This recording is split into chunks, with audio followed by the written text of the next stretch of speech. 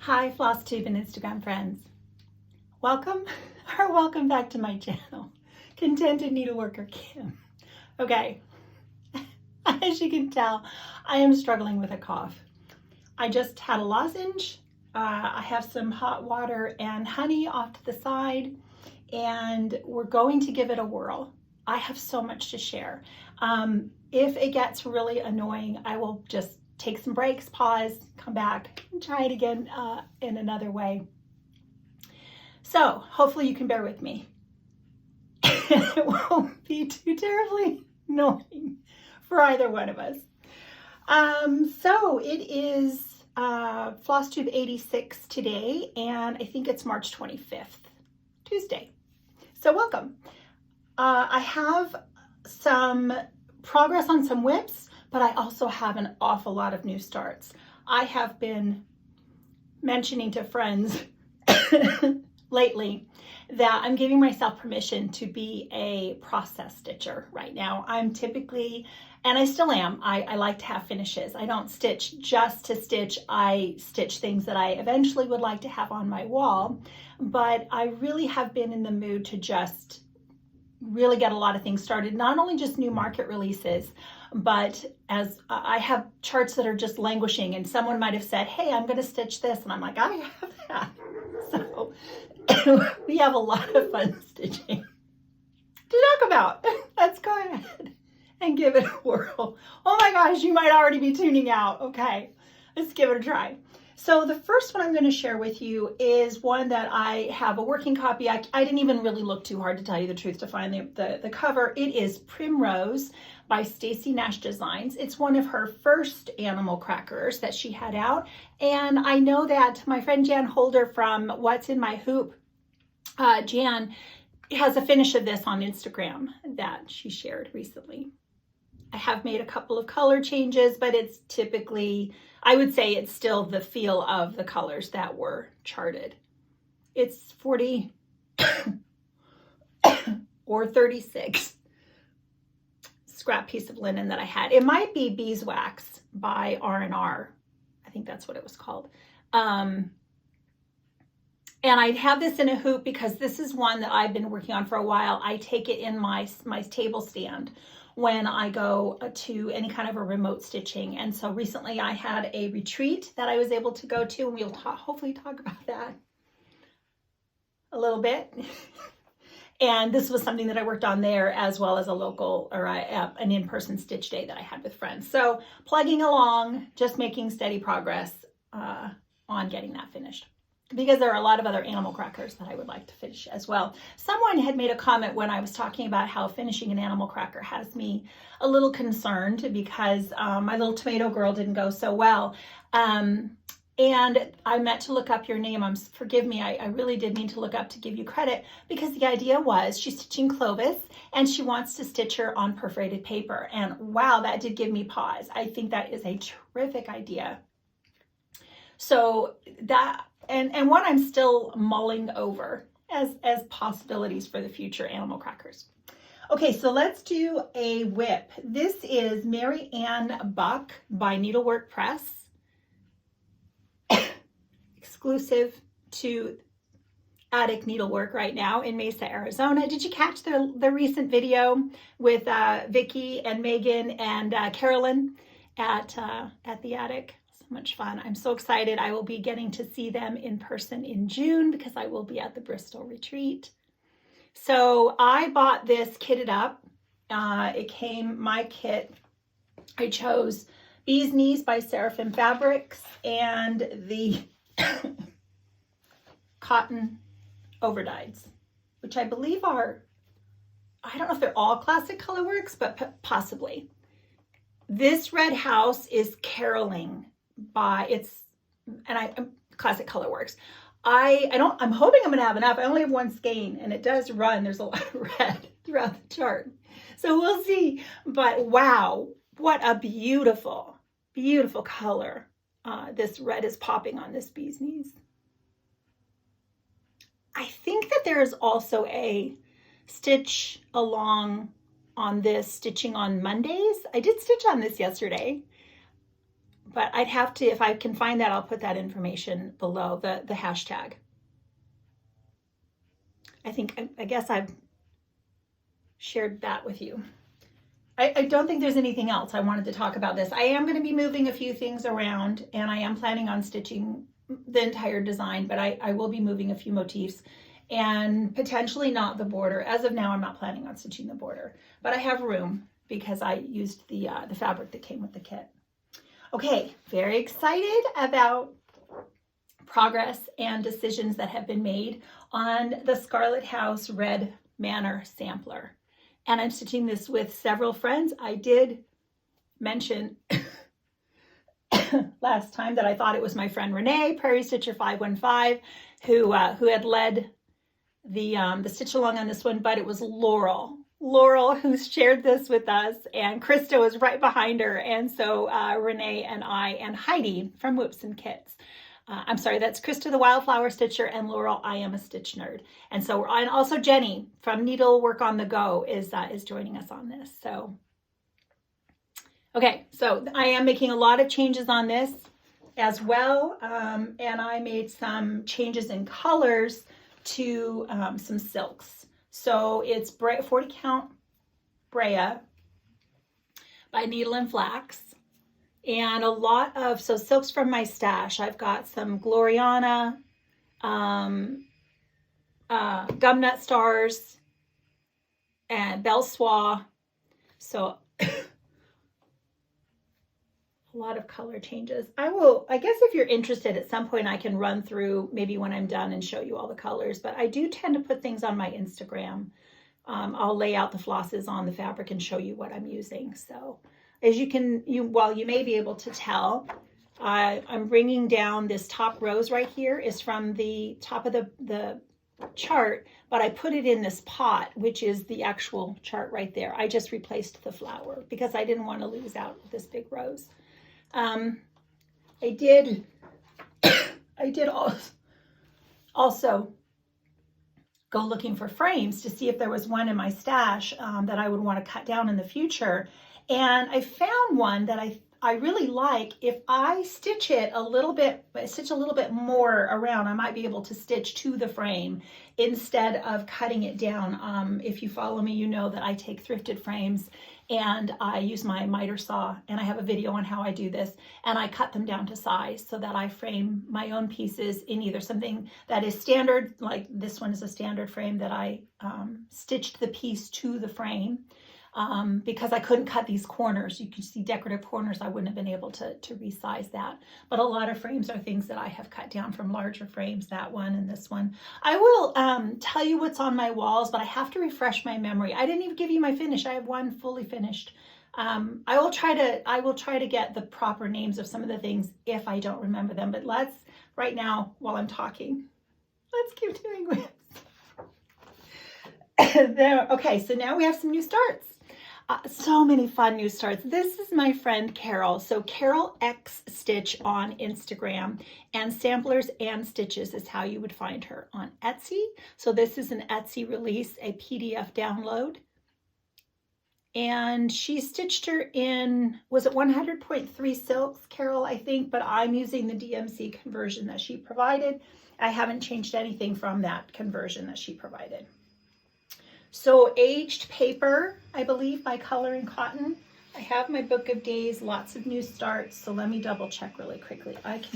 When I do my book of days, I'm very basic. I don't even sticker it up. But anything that's a new start, I put in green.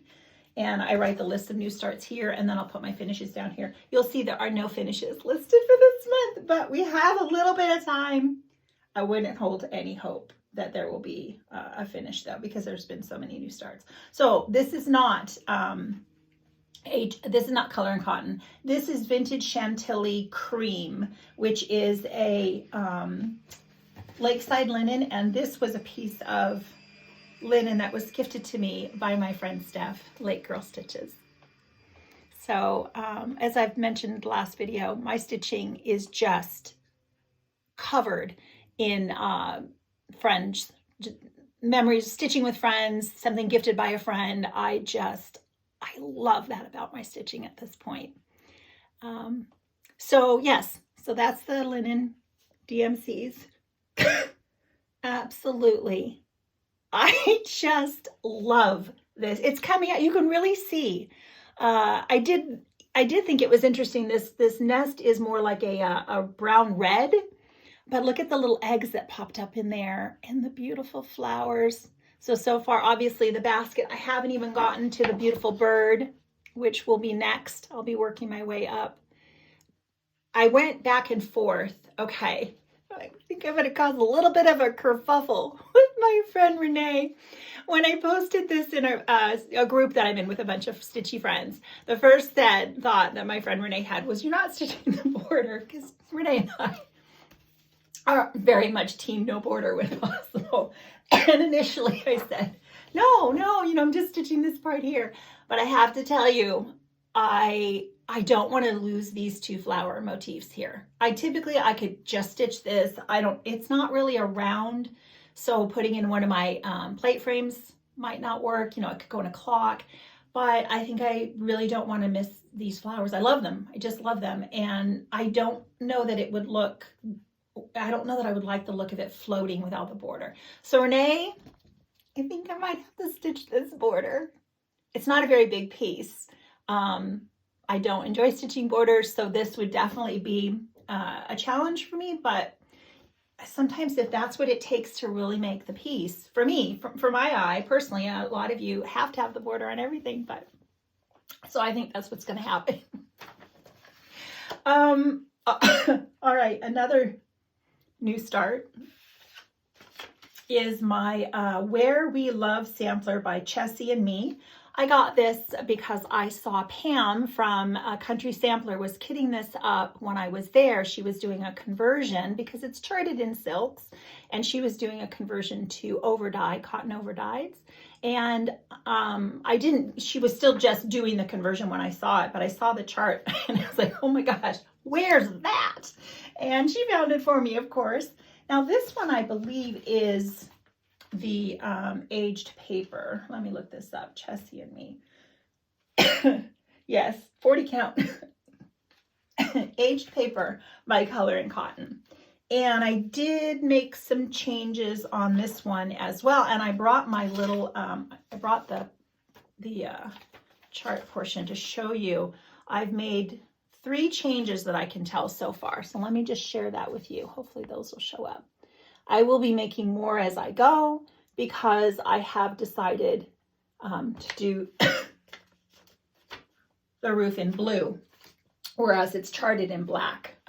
There is actually a lot of black. The birds are black as well at the top, and I may change them to blue. And I would typically do a roof in Chester's blue. That's my favorite blue for a roof in stitching. And I think that's probably, even though I did the door in black, I think I'm going to make the roof blue. I just like a blue roof. So, oh my gosh, what a fun. Oh, and the rice stitch. The grass is charted in the rice stitch. That is a very enjoyable stitch for me. I don't do a lot of specialty stitches. I can, an eyelet. I'll do an eyelet.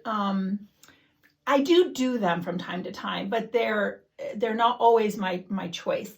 But the rice stitch, I will always do the rice stitch if it's charted. I really, really enjoy it. It's very simple, and there are directions in the chart as to how to do it, as well as you can easily YouTube it, Google it, and it will show you how to do them. So I grass, a roof, yes for the rice stitch. All right, so this next one is my new start on, is it Borks? Parakeet in a Pink Trumpet Tree by my friend Kenzie at Mud Puppy Stitchery. Did make some color changes on this as well. I think this is Vintage Tundra by Lakeside Linens. A lot of this, I just have pieces in my stash, and one of the reasons why I wanted to do some new starts was I want to get my linen I want to get it assigned to a project. I want to get it used. I want to get it out and see what I have and maybe what I need or want for the future. But this has been something I've had, oh my gosh, since I got back in stitching. It was one of the first pieces I probably got. And it's been in there because it's like a green. It's green, not like a green. It is green, a pale green. I don't know, would we say undertones of blue? Some more blue-green, but so pretty. But I guess I just haven't had anything that I thought would go. And then look at, this is kind of like what Kenzie has it on, a really pretty blue-green. So here is my start. I will show you the color changes I've made as well. So this is 40 count. Anything I'm showing you, I am most often a 40 count stitcher. So 1 strand of thread over 2 linen, 1 strand of floss over 2 linen threads. We talk often about why I have trailing threads. That is how I like to stitch, with like an away start or even an away finish, where I just pull my floss up and I will stitch over it and cut as I get there. Sometimes I'm not finished stitching and I'm getting lost in confetti, and so I will stop stitching with that thread and kind of fill in so that I can make sure that I'm not off, that I'm on track, and then I can pick up this thread and keep stitching again. So some of them are still working threads. Let me see if I can show you what I made in the way of changes on this one as well. Make sure this is the correct one. I'm pretty sure it is. So it's charted for DMCs, and the only reason I made changes would have been maybe my fabric, or I didn't have the one that she called for, and so I just found something comparable. Sometimes I think I made a change because I wanted it to be more white or pink than the peach that she charted, might have been. But those are my color changes so far. So I also want to show you the next one that I will be starting once I finish this one. Is she has this series of small birds.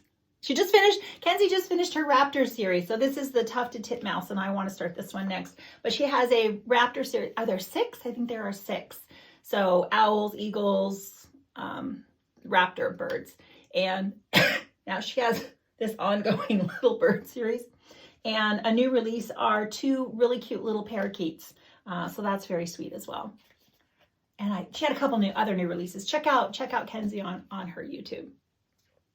Okay, now we've got a market release. And there were 2 that I have to say, I was like, those are my 2 favorite releases from market. And this is one of them. My first Twin Peak Primitives chart, it reminded me of Jane Austen. And I just kept, I kept looking at it, I kept getting drawn back to it. So I wanted to mimic the fabric choice because I really liked the way things looked on this. And I know that they're outlined, the back stitching on these 2, the lamb and the dog. And I expected to have to do that. Well, when I looked at the chart, the back stitch isn't, it's not shown. There's no backstitch line on here or color of floss, but I just messaged Twin Peak Primitives, and she got back to me and said, oh, so what had happened was when she originally stitched it, or the model stitcher stitched it, these animals did not show up as hoped for on the linen. So she added backstitch to make them pop. And she gave me the number of the DMC that she used for the backstitch, and it was just very, very helpful. So I really appreciated that. And when I show you my thing, we'll talk about whether I'm going to do the backstitching. I suspect that I am. But I also had the idea, because this reminds me of the 2 sisters from Pride and Prejudice. There's obviously 5, but I like that it made me think of Jane and Elizabeth. And I wanted to make it say Pride and Prejudice. And I had mentioned that in an Instagram post that I was going to rechart this. And she recharted it for me and sent me the email and said, I don't know if you'd like to use this. Feel free to do your own, but here it is in case. I was like, oh my gosh, thank you so much. I truly am going to use what she sent me. She also mentioned that there is a celebratory new series, again from Twin Peak Primitives, where celebrating Jane Austen, and there's Quaker designs. With the first one that we saw a little sneak peek of on Instagram is from Emma. And so I know she said, you may want to wait because I'm doing a Pride and Prejudice Quaker, and I was like, oh, it's all right. I'll do it twice. So this is, did I write down the linen this is? I don't think this is an overdyed. I went with a very basic, oh no, it is. I'm sorry. It's Desert Taipan by Fox and Rabbit, 40 count. And so it's not heavily mottled, which is what I wanted. I decided I did not need something heavily mottled. So you can see that the dog, I mean, it does show up. It shows up better here. And if you're looking at it and you're close like I am, it does show up. So I'm going to reserve judgment until I'm finished and put something, maybe a darker fabric behind it, as well as putting it in a frame. And I see a gold ornate frame, and I'll probably have to cut something down for that. But DMCs, charted in DMCs, I'm pretty sure, and that's what I'm using, is all the called for colors. One of the reasons why I didn't choose a darker fabric, because I thought about it a lot. If I use a darker fabric, these will show up. But I liked this background being this color. And the only other option I could think of, which is an option, would be to stitch this as full coverage, the background, if I wanted it to be, say, this color. But I opted just to do the back stitch on the animals if necessary. So, wow, right? Yep, favorite market release, a favorite stitch. I have one small comment to make. The charting, so the portion of the dress here, there's a large portion of the dress, this gold, these two golds, and the symbols that were chosen for whatever reason, I'm sure it's a computer programming thing, are the open and closed parentheses. And so the symbols that are right next to each other in that big thick area are either this way or this way. It is very difficult for my eye to be able to see those two so closely together in this big confetti area. So I took like a highlighter or a gel pen or something, and I had my chart. I was stitching it. Now, if you were stitching it, I don't know if this is a PDF, but obviously if you're doing, what's that? Pattern Keeper or something along those lines. That's why people love that, right? Is because you can highlight your path. Well, I just took old fashioned, old school, and I just took a gel pen and I went and put a dot on a certain shape, either the open or closed parentheses. And that way it helped me be able to say, oh, okay, here it is. I don't want to miss anything. So other than that, I'm very much enjoying that stitch. My other absolute favorite market release is the Kathy Barrick from Velvet to Linen. And I know this was a favorite of, I'm pretty sure this one, as well as Lily, which is the other animal cracker I got. Those are the two I saw. Me personally, those are the two that stood out to me frequently. I love this. The only thing I noticed recently when I was looking at it is I hadn't really thought about this base at the bottom here. And I'm going to stitch it without it at first, and then I'll look and see whether I feel it's necessary. I didn't even notice it. I mean, I think it'd look better, but maybe it needs it to be grounded or balanced. I don't know. We'll see. So I am stitching this because my friend has a huge heart. And so I'm using the NPIs for this beautiful stitch. Thornfield, Needle and Flax, Thornfield. Wow, right? Wow. There are a lot of NPIs called for, I think 24. And I do have a feeling that if you're buying them individually, you may not need to get the NPI for the lighter color, the white, off-white color in there, because you can see it's not used very much, that I can tell. Maybe it's used in that. It might be used in the bottom of the urn as well, but I haven't gotten to that part yet, so we'll see. Oh, gosh. This is definitely, no, I love confetti stitching. I like this kind of stitching. But I did notice that in the realm of confetti stitching, breaking it down just a little bit further, I have a harder time with the vertical pattern. My eye doesn't want to see, stitching, counting correctly, right? Counting down, counting a diagonal, counting a zigzag in this type of a motif. And what I mean is, like, say I'm stitching a flower motif, like, so this, I could see this kind of confetti stitching much easier counting wise than I could this. And so I had to have a lot of needles on the go, several needles with the colors, so that I was kind of narrowing my field of stitch a little bit so that I didn't make a mistake. Just trying to count, just count each individual stitch and maybe do color completion. I'll make mistakes. So I'm better when I just keep stitching several colors all at the same time. I don't know why that made sense. So Just love this stitch. Couldn't be happier. NPIs. I don't stitch with a lot of NPIs. Not for any reason other than they're not over dyed. So I have just not gone down the, rabbit hole, I guess, of collecting NPIs when I'm perfectly happy with DMC in the way of I hope I'm saying this correctly, because it's not variegated. So NPI is silk. It's a lovely experience. I absolutely adore stitching with it. It's a very hardy silk. Like, I had a longer strand.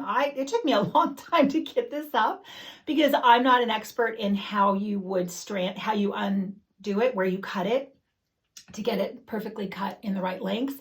It was silk, so I wasn't going to risk making a mistake. So I undid the knot. I took it off the thingies, undid the knot, and then would just hold it on my hand and try to pull it out carefully, but it just kept wanting to get all tangly and stuff. So it took me a very long time to carefully get it all. I put it on one of those plastic floss ring cards where I could put all the symbols on it. And then in the future, I'll put them back on regular floss drops and label it and put it away that way. So what was I say? It lasted the whole strand. It ended up ending up a longer strand than I normally would stitch with, but it held up right to the end. It's a lovely, lovely silk, and the colors are fantastic. That's part of the challenge is if you're going to do a direct conversion from NPI to DMC, I don't know that you're going to get always a great conversion. You're not going to get an exact match sometimes, and I don't have enough to be able to do that, so that's why it was a real treat to be able to just stitch with the NPIs. NPIs are slightly thinner than what I'm used to stitching with. The majority of the time is Gloriana and Belle Swat. And I do have a healthy collection of those because that silk wall at the attic, whenever I would go, I would just literally pull colors that were pretty little by little and build up my stash. So when you hear me say I make conversions to the silks that I have because they're in my stash, they're mostly Belle Swat and Gloriana, and they're mostly overdyed silks. So NPI, I know my friend Nancy, the Disorderly Stitcher, she asked me if I thought she could use NPI. Nancy, was it 56 you were wanting to try? And I said, I don't think so. I think it would be too thick for that. But maybe 46. I'm pretty sure you could do it on 46. And I think that would be a really good match. The coverage is really good, especially when you're just looking at it like this. Under my thing and up close, the darker colors, you could see a little bit of the fabric behind it on the 40 count. But honestly, it's great coverage on 40. So those are my thoughts on NPI. It's a wonderful silk. So speaking of Nancy, the Disorderly Stitcher, she has a birthday coming up the end of April. And she wanted to start this as her birthday stitch. And the thought is for Nancy to start it the 1st of April, hoping to be done by her birthday, the end of April. I have had this chart for a very long time. And when I saw her show it and talk about it being her birthday stitch, I was like, yes, another opportunity to get something that has been languishing. Get it out and get it under my needle. So the Artsy Housewife, Grace. Now, something I noticed when I was stitching this, the chart that I have, which I downloaded from her Etsy store back in the day when I got this, I did notice when I was stitching that the symbols and the charting, what I have on my chart, don't match the colors in the bird here. So I started stitching and went, wait, the cover doesn't look like that. So I don't know if that was based on a mock-up that she'd done before she'd stitched it. I don't know how that came about. It's beautiful either way, but I do know that I wanted this coloring. So like this white part of the tail, I think is charted in this orange. Same thing with this little white part up here. If you stitched it with these symbols, I think it's this orange color. And there was one other change as well. Oh, some of this body of the bird was charted in the red. So I just ignored it and followed the chart. I followed the charting on the chart, but the colors on the cover. That's what I did. And this is 40 Count Eureka by Fox and Rabbit with the called for DMCs and overdyeds. Yes, except for these 3 so far, because I didn't have them. Not because I didn't like what she charted, but just because I did not have what she charted. So I made these color changes And, DMC, I once upon a time, I had a master set, but it's scattered forever. And rather than take the 5 minutes it would take me to go to Michael's, I'll spend an hour looking through all my projects. And sometimes I'm like, oh my gosh, what's the closest conversion? What other DMC or overtime can I use? Anything to save going to the store. I don't enjoy going to the store. Okay, so I told you 40 count Eureka by Fox and Rabbit. And wow, I got a lot done. I just really enjoyed stitching it and started at the bottom with this flower. And then that prompted me to keep moving. And then when I got to the bird, I was like, well, I can't stop until I finish the bird. And then I had all these dangly threads and I was like, oh, let's just try to button up some of those threads. It's not that much more stitching. I will be making some adjustments. I hope you can see that well enough. I will be making a few changes. I am not stitching, as of right now, I'm not planning on stitching this portion or this portion. This is 3 different linens where she stitched it and then seamed them together. I don't want to do that. I am taking out, I think, the very outside border. I might not be adding the star and the star. I'm not sure, but it'll be mostly this little portion here is what you'll see. And I think this was actually stitched on a higher or a lower count, so it's bigger, but with 40 count, mine's going to be smaller. Okay, so there we go. That's all the stitching that I have to share with you, but I have some market haul and some more Etsy purchases. So let's talk about those now. JBW Designs. I always love JBW. This chart is tiny. It takes up just this portion of the booklet. It's a booklet. So I will have to enlarge it again to be able to see it. But how pretty is that? I had a gift card to 123 Stitch. So I chose some charts that would fit within my gift card parameters because the plan is to continue to buy more market releases in person at brick and mortar stores. Speaking of, very quickly, so next Thursday, I was trying to see, I forgot to look up the date. Where's my phone? Not next, yes. So today is the 25th, and my husband and I will be taking a long weekend trip to Utah, and he's going to let me go to, well, he's taking me there. We like to go get away. We like to do like national parks and nature and all that. I've not been to northern Utah. I'm sure it's going to be beautiful. But he also knew that one of my bucket list stores is Shepherd's Bush. So he's taking me and letting me have like 3 hours. I always feel like, he's letting me. Of course he's letting me. He loves me and he wants to do things for me that bring me joy. And one of the things that's going to bring me joy is going to Shepherd's Bush. So we're going to be there on Thursday, April 3rd. I will be there at about 12 o'clock. So I'm hoping that Colette, the highway stitcher, I have to remind her that I'm going to be there because that's her LNS. And I'm hoping that she's going to be able to come and say hi. Another friend, Mary, I know it's a little far. Phoebe, I have friends that live in Utah, but I'm not sure if they're going to be able to make it or not. So if that is your LNS, I really hope that you'll be able to come over to the store at about that time and say hi. I'm going to get to be there for a few hours. So I'm really excited about it. So I saved some market releases for when I'm in person at Shepherd's Bush, and then also when I'm at the attic in June. So I'll be buying some more market releases through the year. But I love the motifs on this one, the Fanciful Sampler. This was originally in a box from my friend Alicia, the Fanciful Flamingo. This was a sampler that she had in one of her boxes. And I'm probably not going to do an orange tree. Oh, speaking of this reminded me. So Megan, the Seattle Stitcher, oh my gosh, Megan, you make me cry again. So sweet. Such a sweet shout out she gave me on her last video. But she shared this as one of her new charts for market.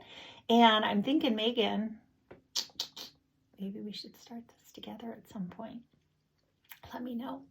I love Megan. Stitches a lot of the same things that I'm interested in as well. And she had a recent finish of Anne Hughes by Quaint Rose Needle Arts. A couple of designs by Macy I will be picking up through the year as well. So I hope that you're already enjoying Megan's videos. Okay, so I'm going to make some color changes on this. That's all I'm trying. I'm like, is there anything else I wanted to talk about on that one? I think we're good. Of course, pink dress, a frog in a pink dress. Yes. So, wow, so cute. My friend Diana. So Diana Bloom Designs. She's in Canada and she has an Etsy store and she does Flosstube as well. And so you get to watch Diana. Recently, she's been showing some videos. She's talking about and showing you her design process. And I love watching those videos, Diana. It's very interesting to hear as an artist how she takes something in her mind and then puts it on paper and charts it and the whole process and, you know, color choices. Now this is stitched in Roxy Floss, but she has a DMC conversion. And the only reason I didn't start this yet is because these were some of the DMCs I just didn't have. I spent a long time looking. So I'm going to have to go to the store and get the colors charted. There aren't that many. I just only had maybe 3. And I was like, oh my gosh, I just need to go and pick them up. But look at the birds, the house. I'm actually excited to start on the house for some reason first. Maybe it's because it's easier to think about where I would start on my fabric. But I got this off of Diana's Etsy store as a PDF download, and I am really excited to get a start on this. I'm not sure what color. I want the colors to show up. So I had another piece that was like a green blue or a blue. I have a piece in mind, but I just didn't have the DMCs necessary. So this one I saw pop up on Instagram and said that it was an exclusive to hold on, now I'm gonna it's by Queenstown Samplers, Victorian Rose Needle Arts. I'm sorry, just yelled at you. It's an exclusive Victorian Rose Needle Arts. And you can see, if you know anything about my favorite color, is pink. When I saw this come up and I saw all the pink, all I saw was pink. I immediately ordered it through her shop. And it went on a walkabout. It was supposed to be here within a few days. And it ended up just traveling to Phoenix and back, and it got stuck I was checking it. I mean, you know, you see that little blinking light where it just says it's going through the system.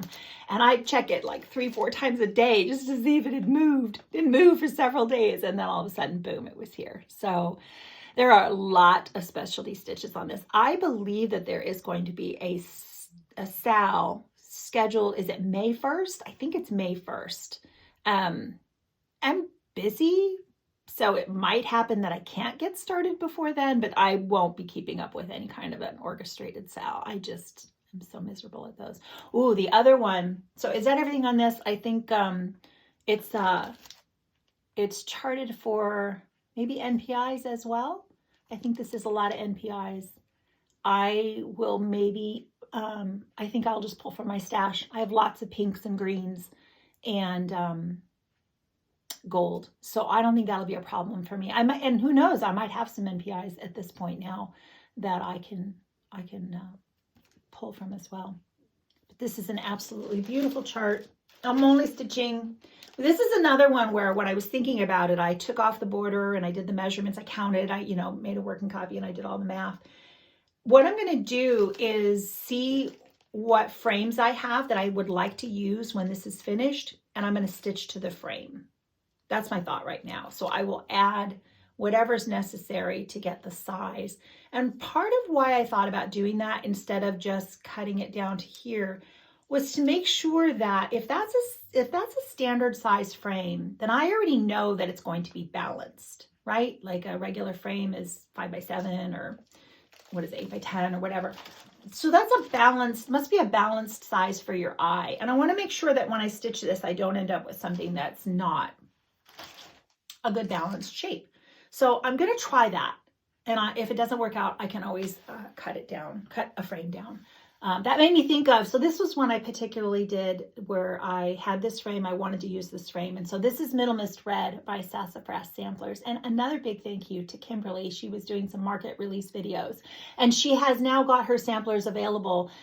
She took them to market. And so what ones, they were usually only available through Sassy Jacks. You can now get them from your LNS if they're carrying them. But Kimberly, I met Kimberly at Sampler Symposium, and it was a big surprise because I didn't know she was going to be there, and she was just lovely. Oh my gosh. And it was a huge treat to meet her. And I know that she had always been so kindly commenting on my conversion that she'd see on Instagram. And I always want to make sure to remind and say that this conversion was because of my friend Cindy C. Stitches. I saw her do the Stitch It in Pink on Instagram. And so that was my inspiration. I didn't stitch it exactly as Cindy did, but very close. And I did make a few changes to make it fit the frame. But Kimberly said some lovely things on her video, and it was just, so thank you. It was a real pleasure to meet you. All right, so that made me think of that. So sometimes stitching to the frame is also an option. And then I have another fantastic I just downloaded this yesterday or the day before, and this is Girl with the Gavel Stitches. My friend Krista, I think, messaged me a picture of this from Instagram and said, "Did you see this?" And I was like, oh, I'm so totally doomed yet again in the best way possible. I know that I will be stitching this with my friend Steph, Lake Girl Stitches. So it is right now, if my understanding, so this is the antique. And Chloe, who is the designer behind Girl with the Gavel Stitches, that's how you find her on Etsy. She has started stitching her, but has not completely stitched her as of yet. And it's charted for Belle Soie, Classic Color Works, Belle Soie Silks. She is going to be providing a DMC conversion when I guess she's finished. That's my understanding. I didn't realize at first that it was Belle Soie. I wasn't sure I knew what it was, but I have some Belle Soie, so I will probably be able to get a start on this even before she's done.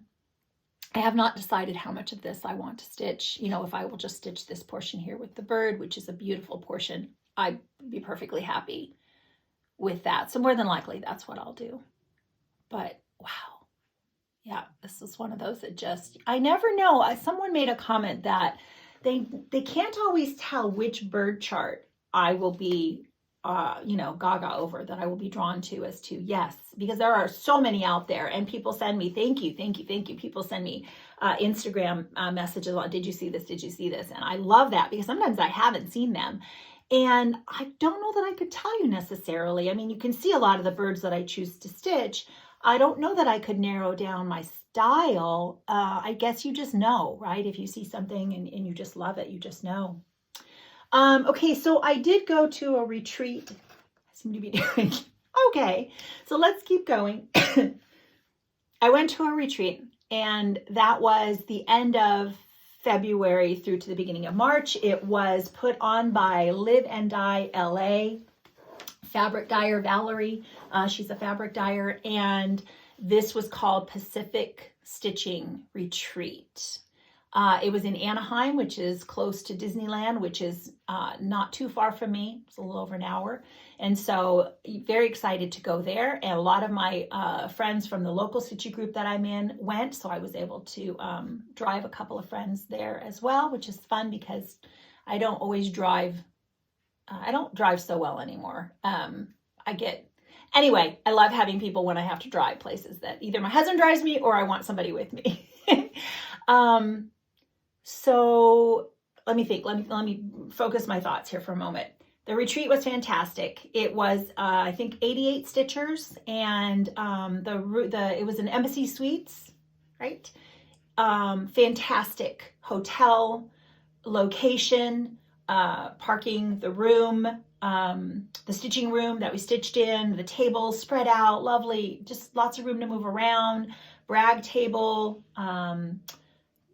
table where you brought things that you wanted to regift. I can't remember what that's called, share table, as well as if you wanted to participate in the smalls exchange. There were vendors there. She did a fantastic job. And there are, I can't do a complete and thorough job, but I have many of my friends who have. So Stitching Scotty, Dottie, who was at one of my table mates, she did a recap. Sandy's Stitching with Sandi. who is one of my local friends and sat at the table. I sat at the table next to her. She's just recently put up a video. She will also have a cut and pay. Both of these actually videos may have provided a list of all the other Flosstubers who were at the retreat. There were quite a few Flosstubers there, and some I did not know. So I met some new friends. Okay, again, focus. I keep getting distracted. It was fantastic in the way of, like I said, I did not know some of these ladies, and now I can watch their videos, and I feel like I've got new friends.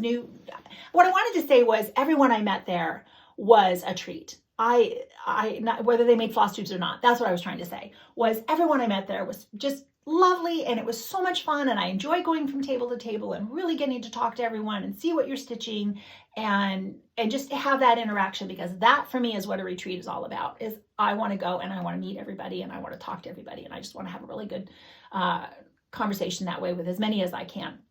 And so that was amazing. And then in addition to that, there were people who now I know make Flosstubes, and I'm able to continue to watch them and watch their videos. So a couple of those that I won't remember everybody, but of course my friend Sandi has a Flosstube. I sat next to my friend Shelley at the table I was at. Shelley is It's Only Stitching.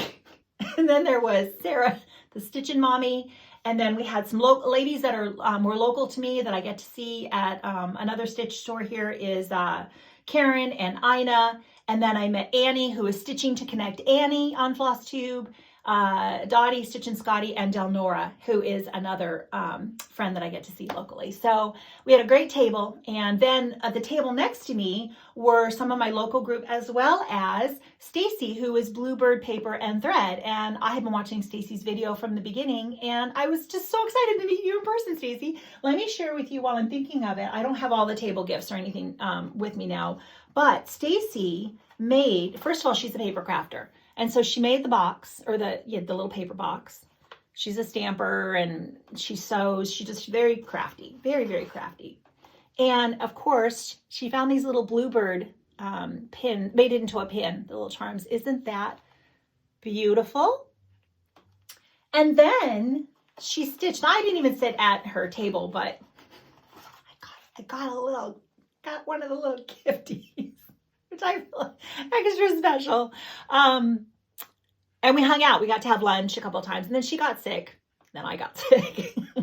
No, I didn't mean that she got me sick. I just meant a lot of us got sick. So she didn't make it to a couple of the other days at the retreat, but she stitched this little bluebird and made it into this little pin disc with these little bow ties. Obviously, I've already untied it. This side was tied as well. Isn't that the cutest? Oh my gosh. So that was a real treat.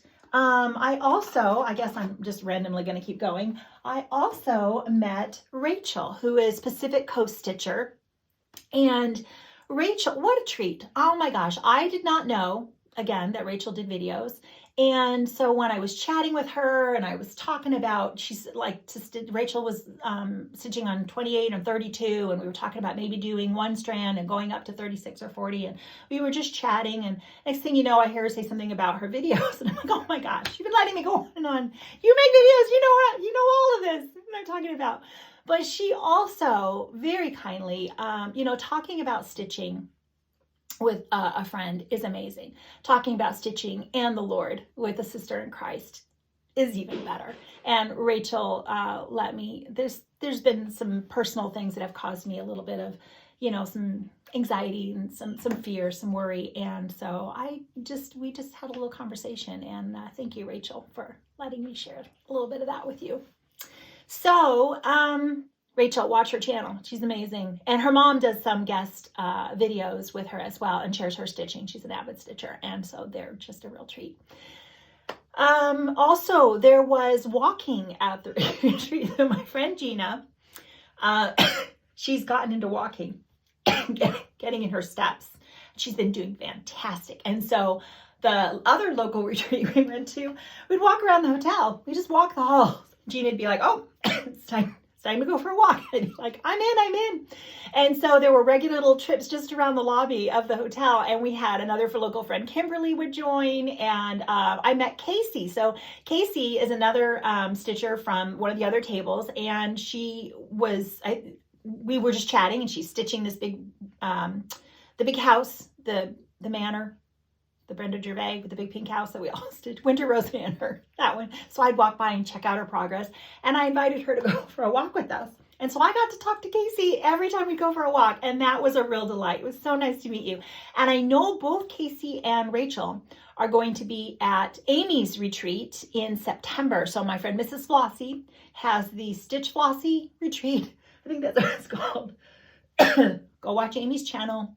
Go check out. She's got a website for it. And there are plenty of openings for you to come. She's still got some openings for you to come and join us at that retreat. That's going to be in September. I don't have the exact dates yet. So I get to see both of them again. I'm so excited. I met lots of other, Mair, M-A-I-R, Mair, from Sin City Stitcher, another Flosstuber. Gosh, I should not have started because now I'm going to forget mentioning so many more. It was fantastic. I had a wonderful time. I did end up, a lot of us, a portion of us from the retreat did get sick. I did come home early on the Sunday with you know what, and it knocked me for the most of the week, no stitching. And then I got back into some stitching and gaining back my strength and all that. And now the residual, it won't go away, is this cough. So everything else is good. My energy level gets a little bit, I get a little winded, but obviously not, I'm doing well. I've got plenty of wind today. Okay, so if I have forgotten anything there, I will, let me take a quick peek at my at my notes here. My husband and I did get to do another fun day. We went down for just the day on Saturday. We went down to Oceanside and had we had a lot of food.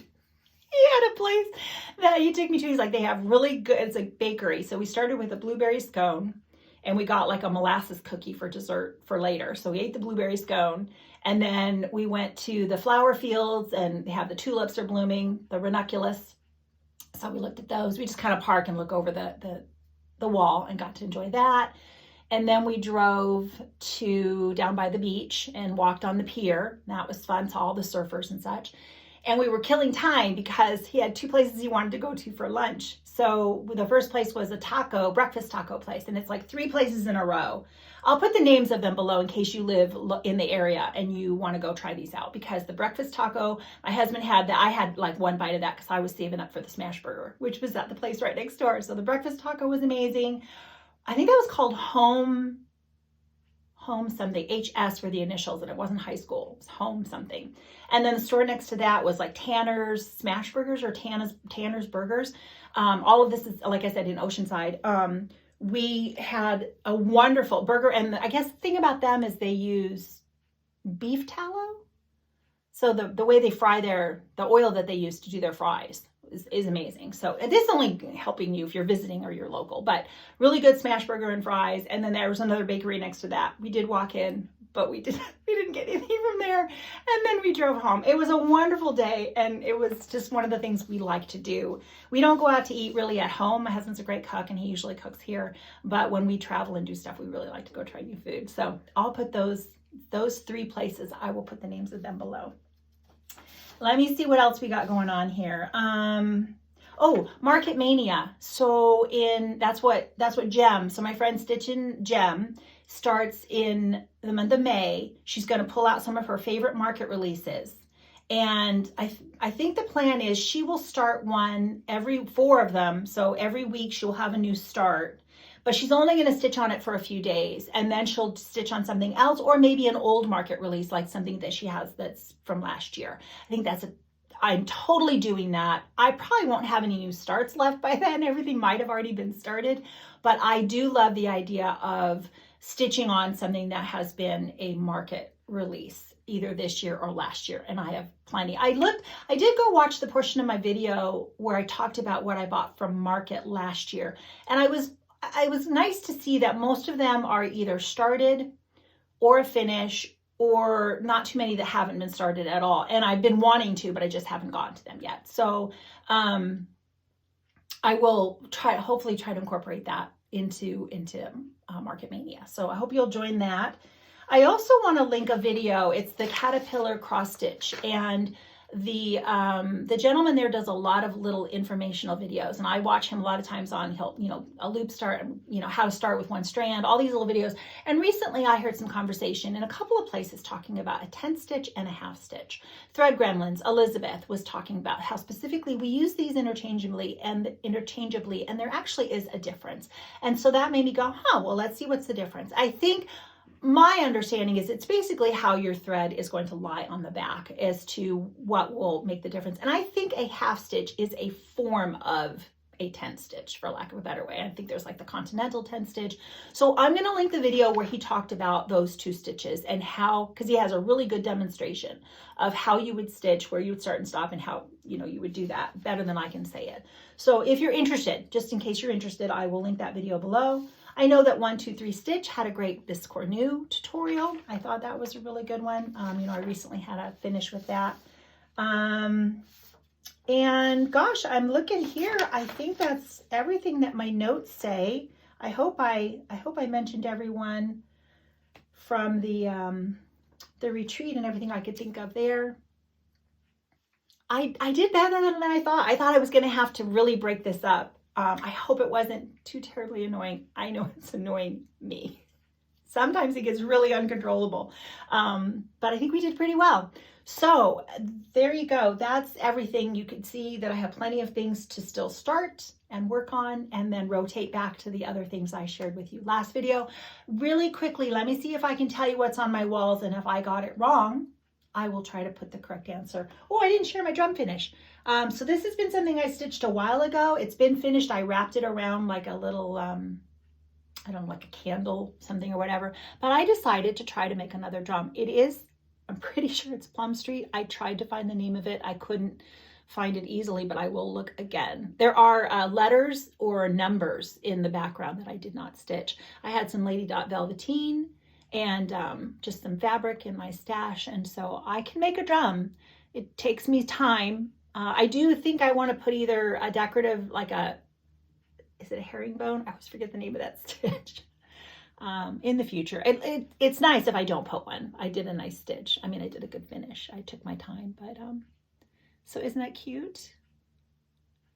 So yeah, just a couple of pins. So this was the only fully finish I had, and I just can't find the name of the design. The one back here is Lottie Daw. I think it's called Brick House Sampler. I think that's what it's called. Brick House Sampler. I stitched this quite a while ago. Oh, shoot. Something. Oh, one of my little tomatoes. So I don't remember anything details about this. I saw this being stitched years ago now by Julie. Reflections, Framing and Stitching on her Flosstube showed this. And so I hunted it down and stitched it then. So this was a few years ago. I think that's what it's called. The word brick is in the name, and I'm pretty sure it's Lottie Daw, so you should be able to find it. So that was just my tomato that took a dive. I don't think there's anything in there. I had my stitchy box that I took with me to the retreat, so I decorated that, my little tomato girl, and so there's that.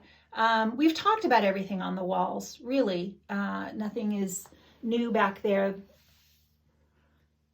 Oh gosh, this is an original sampler that I purchased from Wishing Thorn that hopefully my friend Aimee someday may be able to reproduce. This is Mary Amelia's Bird by Quaint Rose Needle Arts in a clock finish from Hobby Lobby. This is Turner. Harriet Turner, I'm pretty sure, by Mojo Stitches. I just didn't stitch the whole thing. This is a Cottage Garden Samplings, one of the birds. I don't remember which one it is. I've told you Red Mist sampler. That is just a portion of a sampler that I stitched. Seville. Can't remember her first name. And I changed quite a bit of that by Fingerwork, I think. I got the chart on Etsy. You see my Quaint Rose Needle Arts Dutch Bird. This is a lot of changes to that one. That is another Victorian Rose Needle Arts chart. Emma. Something with an S. Emma. Styles. Emma Styles. This is a Two Sisters Samplers chart. I think it's Anne Robertson or Richardson. And Maximum Cross Stitch, Eddie and Patsy. I can't remember the name of that. Serenade, Spring Serenade. Oh, I'm so sorry. I've forgotten the name of the designer. It just flew out of my brain right now. From the Heart Needle Art, Wendy Brown, something Brown. And a little portion of my Louisa Barney by Reflet de Soie. Needles and Pins by Brenda Gervais, that I shared last time, as well as the Tomato Girl by Sub Rosa Designs. Yeah, I'm really sorry I cannot remember the name of the designer for this, and I think it's Home something. I don't like not remembering. So I think I got everybody right. Yeah. All right, that's it. That's all the stitching. My husband is going to share some scripture as always, and we hope that you will stay. But if you're just here for the stitching, that's all the stitching. I hope that you are enjoying all of your market releases, or maybe you're holding off and you haven't purchased anything new yet. So that'll be something to look forward to. I just thank you guys for coming to visit with me, and thank you if you were able to manage to handle my cough. Hopefully it's going to be gone by the next time. It should be a bit before I make another video, because we have our trip and I will want to have a lot of stitching to share with you first. So anyway, take care. See you later. Oh, welcome back. Thank you again for sticking around and allowing me to share some scripture with you today. I wanted to share a few verses with you regarding a doctrine that's referred to as the eternal security of the believer. If I'm a Christian, if I have put my faith in Jesus Christ, if I have acknowledged that I am a sinner, if I have repented of those sins and put my faith in the finished work of Jesus Christ on the cross, the fact that he took the penalty of my sins upon himself when he died on the cross, and 3 days later he rose again and is now sitting at the right hand of God. If I've done those things, if I put my faith in him, how can I know that that is enough to have that eternal security? So I wanted to share, I got 4 scriptures from the New Testament. They're all very familiar verses, but they all speak of this doctrine.